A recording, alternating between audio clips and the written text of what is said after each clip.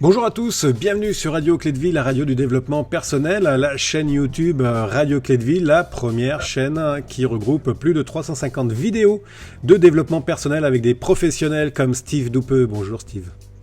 Salut Alexandre.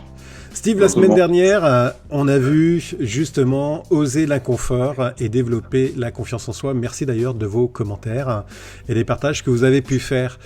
Aujourd'hui, on va parler du syndrome de l'imposteur, le fameux syndrome de l'imposteur. Alors déjà, qu'est-ce que c'est que le syndrome de l'imposteur ? Le syndrome de l'imposteur, c'est vraiment ce sentiment de ne pas... Pour faire simple, on va dire, c'est le sentiment de ne pas être légitime. Voilà. Et tu sais, c'est souvent les personnes qui disent qui je suis moi pour.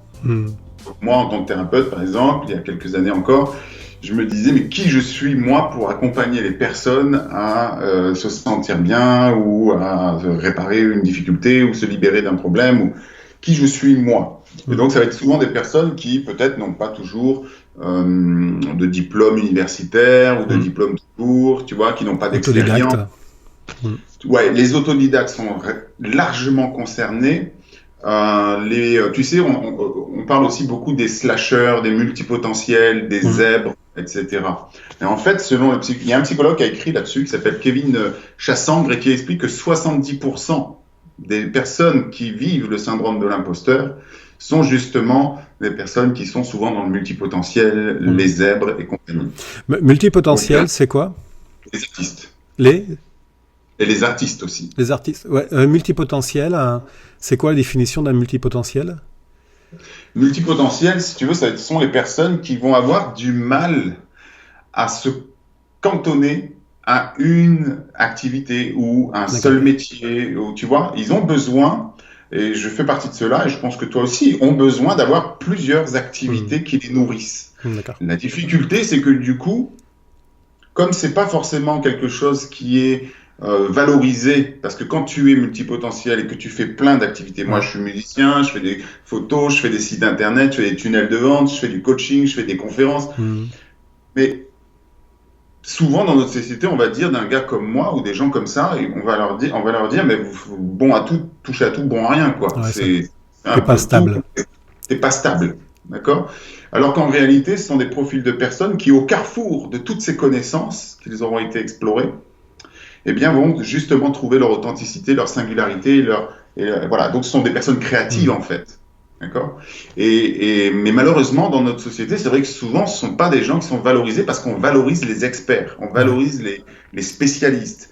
Et moi, tu sais, j'aime souvent le dire d'ailleurs comme ça, je ne suis pas un expert, même si parfois on me qualifie comme ça. J'aime préciser que je suis un expérimentateur. Ça, oui, j'expérimente plein de choses. Mais c'est vrai, je suis pas du genre à toujours approfondir parce que je m'ennuie très vite. Donc, du coup, ces personnes-là vont très souvent se retrouver dans le syndrome de l'imposteur parce que, justement, ce qu'on met en valeur, ce sont les diplômes. Ce qu'on met en valeur, ce sont les savoir-faire. Ce qu'on met en valeur, c'est tout ça. Et pas toujours le savoir-être de ces personnes-là. Et moi, je les encourage toujours, j'en accompagne beaucoup. Je les encourage à oser être. Tu sais que c'est un petit peu mon leitmotiv. Justement. À oser être dans leur singularité, dans leur multipotentialité, etc. Comment est-ce qu'on en sort justement ? C'est quoi les clés là pour sortir de cet état de se sentir comme un imposteur ? Tu sais, les clés, en réalité, ça va vraiment être le travail ici sur, encore une fois, sur la confiance en soi, sur l'estime de soi et tout ça. En fait, tu sais que finalement, si tous les sujets du monde du développement personnel, les peurs, le manque de confiance, si on pourrait presque tout ramener à la notion d'estime de soi, en fait. Parce que si l'estime de soi, c'est confiance en soi, amour de soi inconditionnel, et ça va être l'image de soi, l'affirmation de soi, mais si j'arrive à travailler ça au cœur, et que j'arrive à m'aimer tel que je suis, il y a de fortes chances que je ne suis plus soucieux du regard des autres. Donc, je ne vais plus m'interdire d'exister et de faire ce que moi je veux faire. Je ne vais plus m'imposer de vivre avec des personnes nocives. Je vais oser. Tu reprends le pouvoir. Je vais reprendre mon pouvoir et je m'autorise à exister. Mais quand on a un syndrome de l'imposteur, c'est souvent, ça peut être dans différents domaines de vie, hein, mais c'est vrai que c'est souvent dans le domaine professionnel en fait. Mais encore une fois, parce que aussi, quand on n'a pas, moi je l'ai terriblement souffert de ça, parce que comme je suis thérapeute, coach et compagnie, mais je n'ai pas de diplôme universitaire. Il faut te rendre compte que j'ai tellement souffert de ça que j'avais pas de diplôme et donc j'avais pas le bac. J'ai un BEP d'électrotechnique. Et à l'âge de 40 ans, j'ai passé le bac, alors que mon cabinet était déjà rempli. J'ai passé mon bac à 40 ans en me disant il faut absolument que tu deviennes psychologue, sinon on ne te prendra jamais au sérieux dans cette société, dans le monde du développement personnel. Personne ne voudra parler de toi, tu n'iras jamais dans les émissions radio, tu feras jamais rien. Parce que tu n'es pas psychologue et qu'on ne valorise que les gens qui ont le diplôme. L'impact des autres aussi, hein, du phrasé des autres est très fort. Hein. C'est terrible, mais c'est terrible. C'est-à-dire que tu prends ça en pleine face et ça conforte tes peurs souvent. Donc moi, j'ai passé mon bac à 40 ans pour faire des études de psycho qui durent 6-7 ans. C'est juste en cours de route, je me suis rendu compte que c'était de la folie. J'étais juste en train d'être guidé par mes peurs, en réalité, par le syndrome de l'imposteur. Tu vois, donc il a fallu que je fasse ce travail-là. Et quand on est venu me chercher, comme je le disais sur une autre émission, pour les films, etc., ça a été pire que tout. Parce que non plus, je suis pas journaliste. Donc, tu vois, ça, tu cumules après. Donc, pour travailler ça, il va clairement falloir vraiment déjà identifier. Et là, les gens se reconnaissent en général. Je suis pas la bonne personne, je suis pas à ma place, je suis pas crédible, je suis pas légitime. Tout ça, c'est souvent le langage du syndrome de l'imposteur. Et le problème, c'est que là aussi, quand on vit ça, quand on manque de confiance en soi, on va vivre ce genre de choses-là. Quand on manque d'estime de soi, on va vivre ces choses-là. Et ça va nous amener aussi à avoir des comportements d'overdoing ou d'underdoing, c'est-à-dire j'en fais beaucoup pour réussir. Je prouve ma valeur, donc je travaille comme un dingue. Il y a quelques années, pour préparer une émission comme ça, mon ami, j'aurais mis 1 semaine pour un quart d'heure d'émission à bosser sur une émission. Tellement j'avais peur de qu'on dise de moi que je suis pas légitime, etc. Il fallait pas que ça fourche, il fallait pas que je dise une bêtise. C'est horrible parce que tu te mets dans un travail de dingue et tu fais un burn-out à la fin. Ouais, je connais ça. Donc, et puis l'inverse, c'est que tu as tellement peur que tu passes pas à l'action. Donc là, tu procrastines. Tu vois, tu n'oses pas trop. Mais en même temps, quand tu as tes deadlines, tu le fais. Moi, je souffre un peu du syndrome de l'imposteur encore. Faut pas se mentir. De toute façon, c'est quelque chose que tu ne perds pas. L'auto-sabotage, on en parlait dans une émission précédente. Je l'ai peut-être pas précisé, mais ce sont des comportements qui sont là. Le but, c'est je m'équipe, je travaille ma conscience, parce que je ne peux pas régler ce dont je n'ai pas conscience. Donc, je travaille ma conscience, je m'équipe d'outils, de techniques et de personnes qui vont m'aider à dépasser mes peurs et mes comportements d'auto-sabotage. Mais de là à s'imaginer qu'on n'aura plus jamais de comportement d'auto-sabotage, il ne faut pas rêver. Le but, c'est pas de ne plus jamais avoir peur, c'est pas de ne plus jamais manquer de confiance ou quoi. Le but, c'est que ça ne nous arrête pas. D'avoir les outils pour avancer. Moi, je connais ces sujets de mieux en mieux pour les avoir pratiqués et pour les étudier, mais je souffre encore d'auto-sabotage. Pour écrire un bouquin, par exemple, je procrastine. Je ne m'y mets pas encore. Donc, ça va être ça, les comportements du syndrome de l'imposteur, ça peut aussi nous amener à vivre ce genre de choses-là. Et j'insiste sur la notion de... Parce que là, on parlait aussi de l'idée de célébrer ses victoires et tout.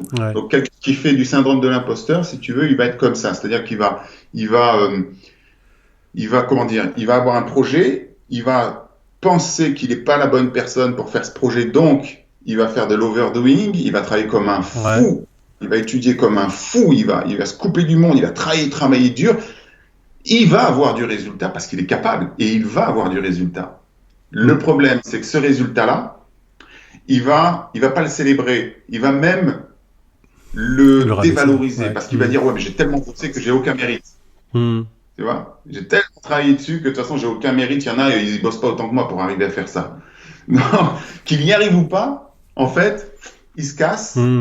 Donc, il ne développe pas la confiance en soi. Donc, sur le projet suivant, pareil, il ne se croit pas à la hauteur et c'est reparti. Et le truc, c'est que c'est vicieux parce qu'il finit par penser que c'est la stratégie pour réussir. Alors que non. La stratégie pourrait être complètement différente. Justement, comment est-ce qu'on sort de cette stratégie de boucle ?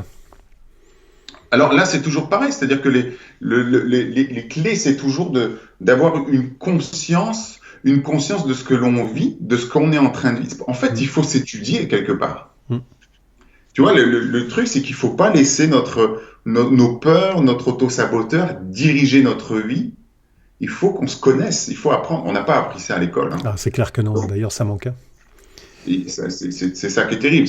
Donc l'idée, c'est d'identifier quelque part les distorsions cognitives, tu vois, les croyances limitantes, les pensées limitantes, de les identifier toujours, parce qu'encore une fois, ce dont on n'a pas conscience, on ne pourra jamais le changer. Ouais.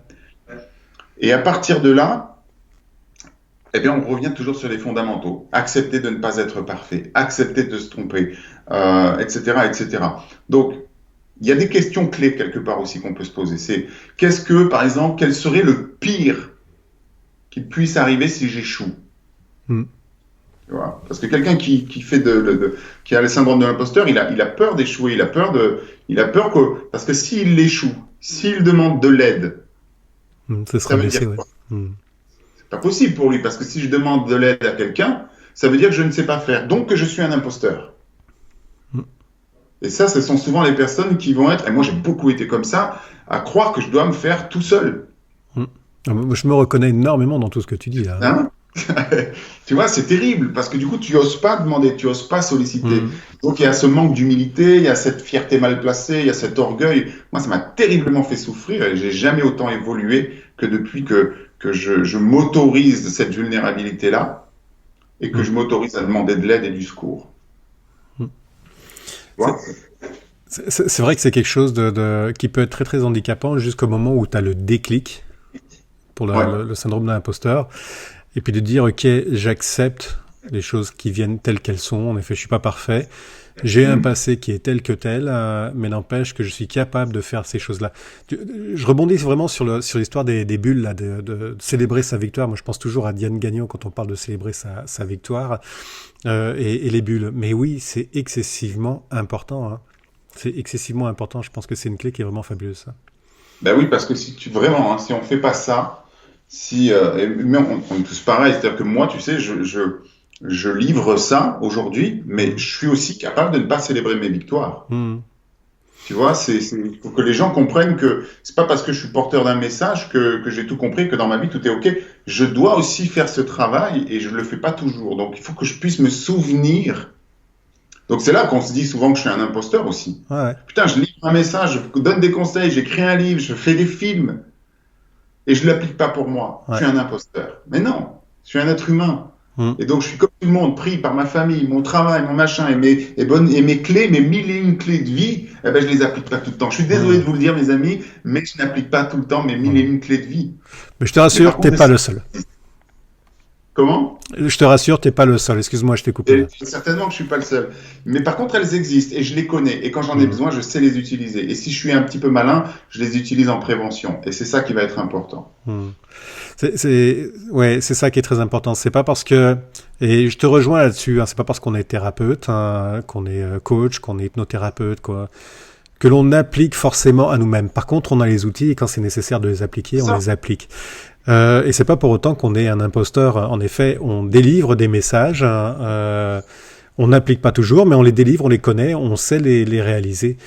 Et je reviens sur cette notion d'imposteur parce que moi, ça m'a beaucoup travaillé plus jeune, hein, parce que j'ai quitté l'école à l'âge de 12 ans, etc. Enfin bref, et je me suis retrouvé dans ma carrière à travailler en équivalence avec des ingénieurs.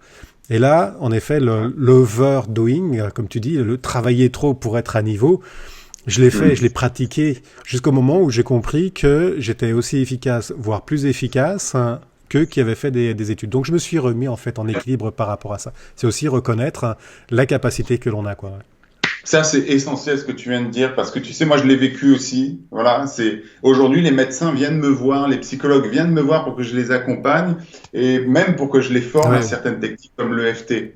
Donc c'est un magnifique pied de nez. Et tu sais, moi j'avais tellement un syndrome de l'imposteur que j'ai choisi mon propre terme, comme tu le sais, et j'ai décidé de me qualifier de O0logue. C'était un pied de nez quelque part. Donc ce que tu viens de dire, pour moi, est essentiel. Et si les personnes s'autorisent, justement, à être imparfaites, à oser, à ne plus avoir peur de l'échec, etc., etc., elles vont vite se rendre compte que, waouh, le syndrome de l'imposteur, ok, Il peut encore revenir, mais beaucoup moins. Ouais. Donc, waouh, il y a du coup un boulevard qui s'ouvre. Et ça soulage énormément. On va être obligé de finir sur ça. Je suis désolé de couper court. On arrive à 15 minutes, on les dépasse. Merci beaucoup, Steve, pour justement toutes les clés que tu apportes, les partages de ton expérience. Je trouve ça vraiment génial. Donc, n'hésitez pas, si vous voulez contacter Steve, vous avez tous les liens qui sont en dessous dans la description. Et puis, n'hésitez pas à faire des pouces, à partager, à marquer vos commentaires. Ça nous fait plaisir de vous lire et de vous répondre. Steve, merci encore beaucoup. On se retrouve pour la prochaine émission qui va être une vie sous hypnose. Ah oui. L'hypnologue en toi va apparaître. Et la puissance de l'hypnose. Tu es sous mon contrôle. Mettez des pouces, partagez. Allez, on se retrouve à la semaine prochaine. Bye bye. À bientôt.